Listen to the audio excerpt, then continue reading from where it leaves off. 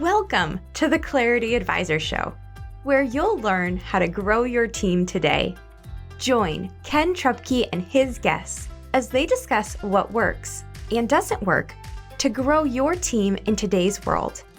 And now, your host, Ken Trupke. Hello, and welcome to the Clarity Advisor Show. As we kick off a new year, we want to start strong and then build momentum, especially when it comes to sales. Today's guest is an expert at helping sales teams plan their work and then work the plan to achieve their goals. Joe Pici is a master sales trainer and coach known for helping his clients book more appointments and close more business. Joining us again on the show, my good friend, Joe Pici. Joe, welcome to the show. Thanks for having me back. I'm excited. Yeah, well, so before we jump into 2024 stuff and how to get moving, remind us again what you do, who you do it for, and what makes you unique. Yeah, we work with individuals right up to Fortune 1 companies on really generating better leads, getting in front of your target market, really through consultative sales, increasing closing ratios, and just gaining an unfair advantage over your competition.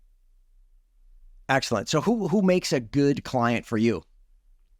Most of our clients have either been all inbound or really never had a good approach to an outbound sales process. So we can go in there and we can help them redo that whole system, that strategy. And not that we're not going to help them with inbound, but our major focus is going to be on outbound sales. Yeah, and that's the thing that really sets you apart. It's really what makes Joe Pici and Pici and the rapport mastery training and the boot camps and everything. It's that outbound aspect that's so different and sets you apart from everyone else. So let's just jump in then, Joe. So why is it important to have a plan as we kick off 2024? Well, look, we're in the middle of playoffs and we're in the middle of bowl season. And all you can see when they pan the sideline and they show the coaches, they have a plan in front of them. And they're literally reading a script. And for people who don't know that, most of the game has been pre-planned. So now when you get into sales, that's no different. You have to have a very succinct plan of action. You have to have, this time of year, you should have already re-looked at your strategy. Is it working? Is it what we want? Are there changes that need? Because here's the thing about plans of actions. Here's the thing about strategy. It's going to create momentum for your sales team. So I want to take the aspect or the perspective rather of both a salesperson and a sales manager. So let's start with that sales manager. How should they think about planning for the year? Well, the first thing they have to do is they have to evaluate their own plan. They have to really be introspective in a way and look at, is what they mapped out last year, is it working? Okay? And then they have to look at each individual sales professional that they have on their team. Is it the right person?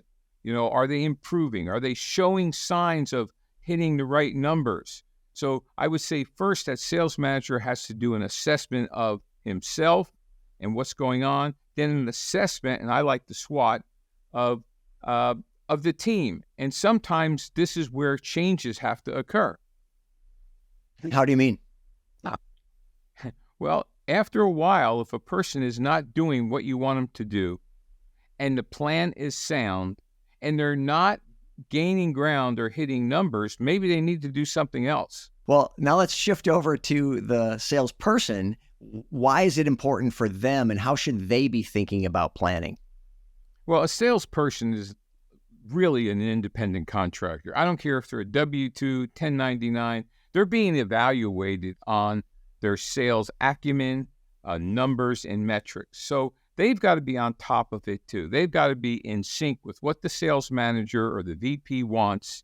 And then they have to be able to assess, am I getting this done? Or are there changes that I need to make?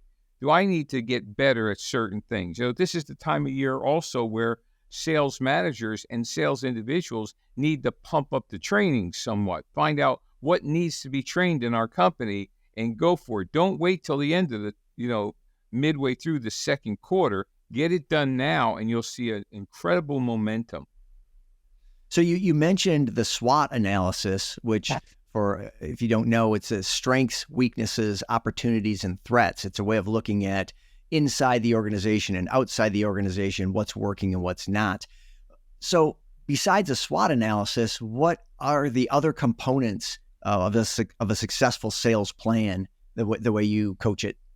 Well, priority and time management is way up on the top, because if you can manage the priorities and your time, then you can get into time blocking.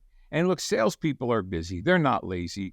And very rarely does a salesperson just get to do one thing, sell.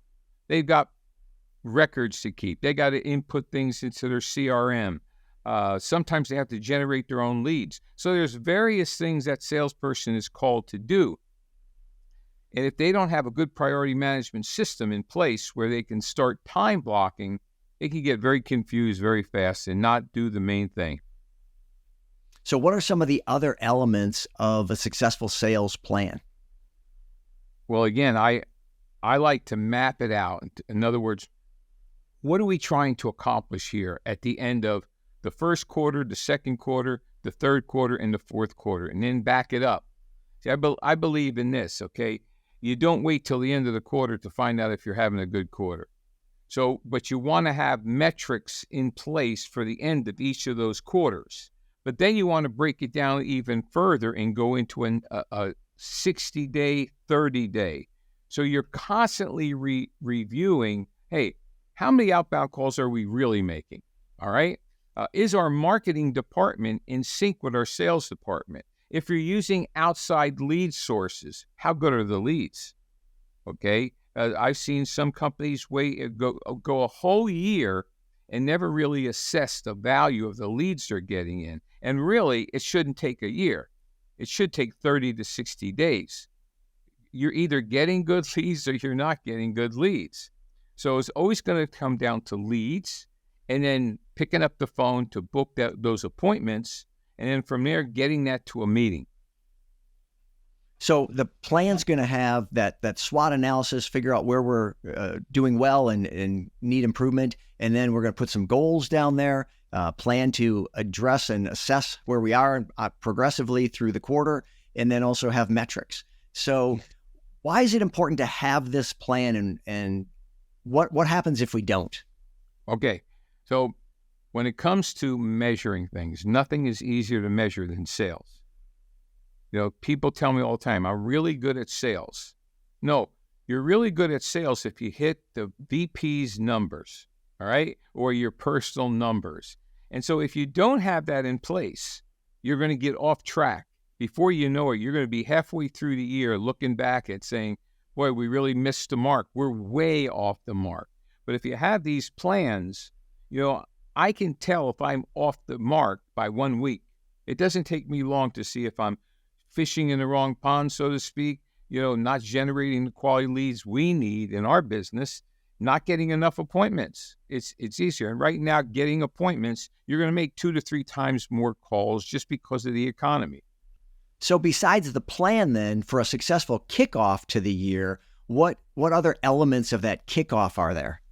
Well, there's also, so now you got your strategic plan. And I like to work with what's called SMART goals.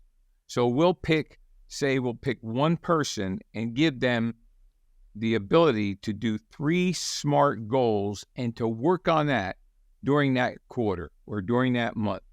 This way, because so many times they want to work on so many things all at one time, when in fact, if you pick 3 of the top goals that you as the manager want, and they as the individual, and you're on the same page, you're really coaching off of a document. It's not personal. It doesn't lie. And you can really see, because on a SMART goals section, you're going to have milestones and benchmarks and dates, which I don't do anything without a date. So for a salesperson, what would be examples of some good SMART goals that they could have? What areas are we talking about? I just did this with a company. They brought some people in to Orlando, and one of the things we decided was we needed to really look at for the first 90 days, how many ways they're generating leads, and are they quality leads? So the first thing they're doing is they're measuring, are these leads shopped over? Are they old leads? Are they relevant leads? Are they all inbound leads? So what we did with this one company, because most of the leads were inbound, which is fine, but we started teaching them how to use LinkedIn as an outbound lead source, knowing that that's going to create some things here that they haven't had in the past. Yeah, it sounds great. And I want to get into what the downside of not doing these things is and why people might resist. And we'll do that on the other side of the break. So stay with us on the Clarity Advisor Show.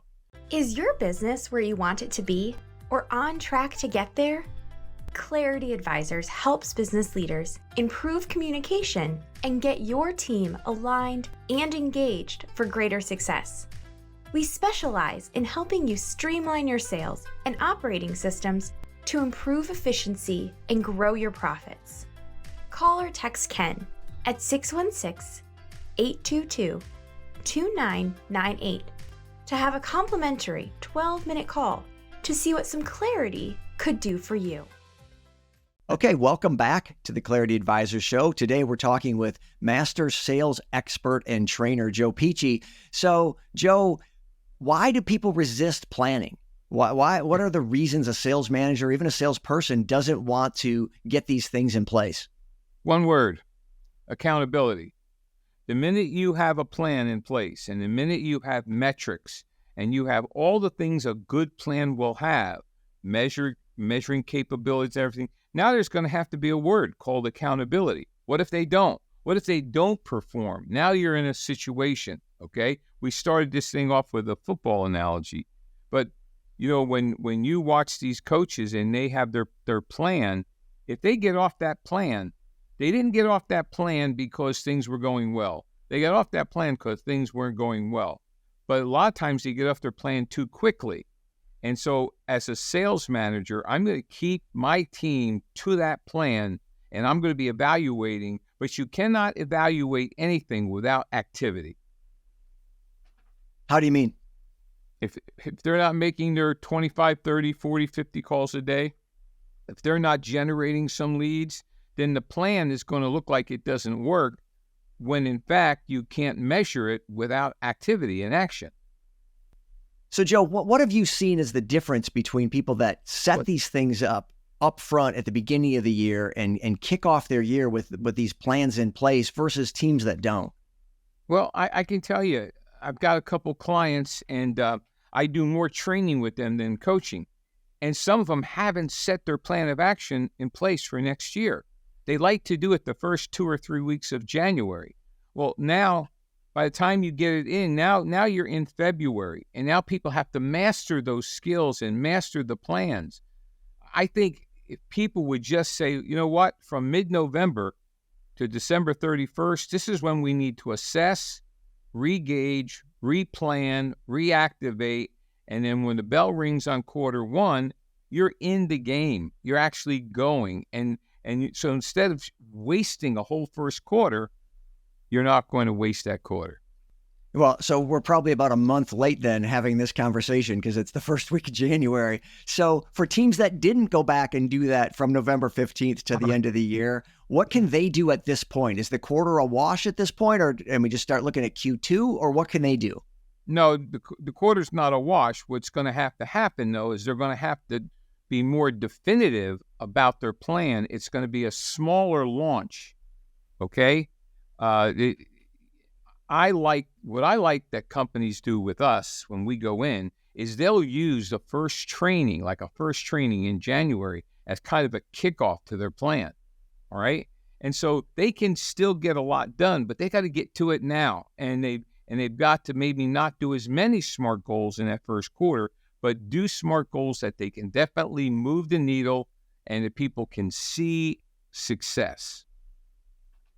So a lot of teams do the kickoff, that actual like event, like the sales kickoff to the year. What are your thoughts around that?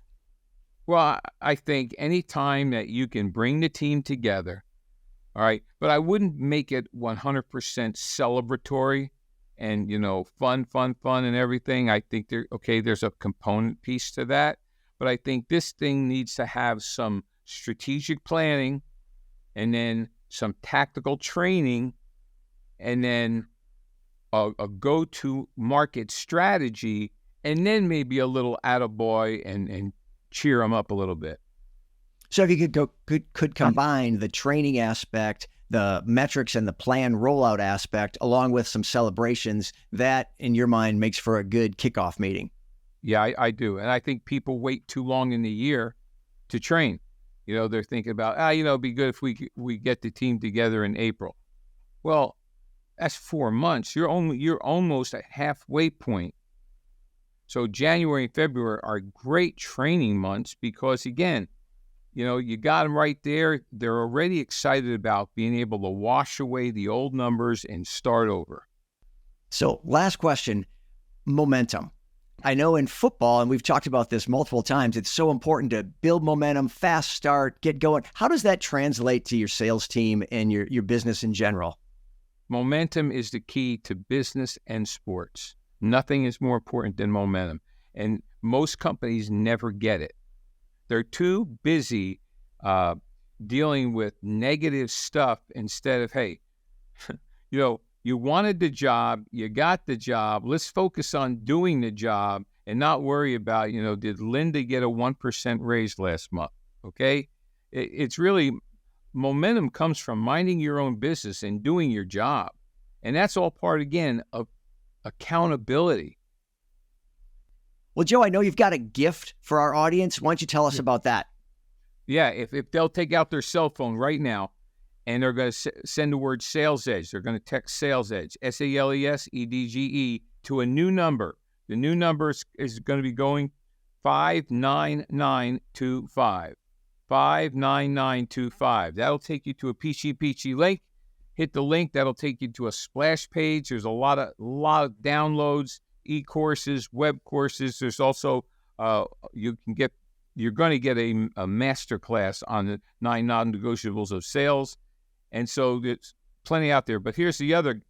My phone number is 407-947-2590. My gift to you is a complimentary cup of Joe. I have a new cup here, Cup of Joe, and I'll answer any question you give me. Well, terrific. And we'll get the links to the text service and your website, as well as your phone number in the show notes. So just to wrap up, Joe, who should be calling you? And besides the Cup of Joe, what are we talking about? And how can you help get a kickoff for 2024 for teams that are looking for some help? Well, any companies or individuals that have decided, you know what, we need more momentum. We need to really clearly devise a plan and then put in place what are the skills, coach up the skills. And I know I love one thing, and that's getting on the phone in real time, live outbound calls. You get that momentum piece done, the game is over. In a good way, though, right? Oh, yeah. Then next December, you're going to be looking at a whole different set of numbers. Yeah, for sure. And building momentum, it is so important. And it's, am I right in thinking that it's not too late, that it's the first week of January, teams can still pull this together, get a plan in place? Right now, I've got meetings scheduled in January with companies, but what we'll do is we'll cut out a little bit of the frill and get right into it, and then we'll make up momentum. You got to understand something else. There's really not a lot of competition out there, right? I mean, there's still people that decided to take off the third and fourth a week of the month for a holiday, which is fine. That's their business. But these are upper-level management people. So now they're going to get to their office on the beginning of January and start putting down, you know what, we really need to look at where we are. And so now you're looking at second, third week of January before they've even put anything on the calendar. And that's dangerous. So for the teams that can get after this, big advantage. Big time. Okay. All right. Well, I just want to make sure people realize it's not too late. Like the best time, might have been 6-8 weeks ago, but the next best time is today. And get that plan in place, kick off your year, get some momentum, and have a terrific year. Well, Joe, always a pleasure to talk with you. I appreciate you stopping by and sharing some wisdom with us and some plans. Absolutely encourage people to pick up the phone and have that cup of Joe. And so thank you so much. Thank you. Have a great day. All right, you're welcome. And that brings us to the end of another Clarity Advisors show. So thank you so much for joining us and your support in 2023. And we look forward to a terrific 2024. Please spread the word on the show, share it with friends, and leave a review so more people can find us. Thanks, and we'll see you next time. Thank you for listening to the Clarity Advisors show. Clarity Advisors is a speaking, training, and consulting firm specializing in helping you simplify your sales and operating systems to improve efficiency and grow your profits. Connect with Clarity Advisors today to learn more about how they can help you improve communication and get your team aligned and engaged for greater success.